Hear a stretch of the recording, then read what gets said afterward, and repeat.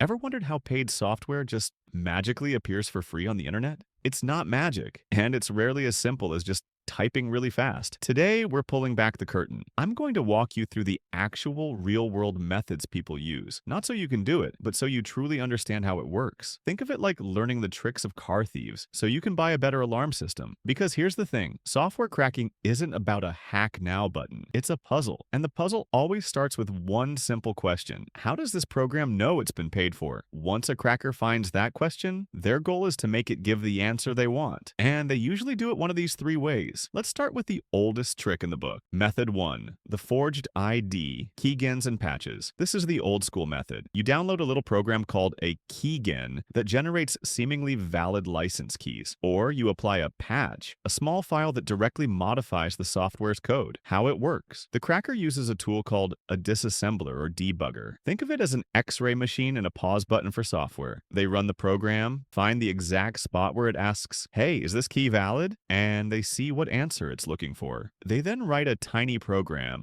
the patch, that changes that one instruction. They switch it from check with the server to always return yes. It's like finding the check ID rule in the bouncer's manual and scribbling it out with a pen. Method 2. The fake phone call, server emulation. Modern software is smarter. Its bouncer doesn't just check a piece of paper, it calls home to the company's server to verify your ticket. Hey, Adobe, is this guy legit? So, crackers use a method called server emulation. They create a fake server on your own computer. Here's the clever slash diabolical part. They use those same debugging tools to monitor every call the software makes to the real server. What data does it send? What response does it expect? Once they've mapped the entire conversation, they write a small local server that gives all the right answers. Then they modify the software to point to localhost, your own machine, instead of adobe.com. So when the bouncer calls to check, your own computer goes, "Yep, everything's fine here, boss," in a convincing voice. It's a full-on theatrical performance happening inside your RAM. Method 3. The memory heist, runtime manipulation. This is for software that doesn't just check once, but constantly, like a game with a premium currency or a timer on a trial. Crackers use debuggers to freeze the program in time and edit its memory while it's running. Found the variable that says premium underscore coins equals 5? Change it to premium underscore coins equals 99,999. See the instruction that says trial underscore days equals trial underscore days minus 1? Nop it out. Make it do nothing. It's a high-stakes, live brain surgery on the software. The problem? It's temporary. Close the program, and your changes are gone. To make it permanent, you'd have to find the source of those values and patch it.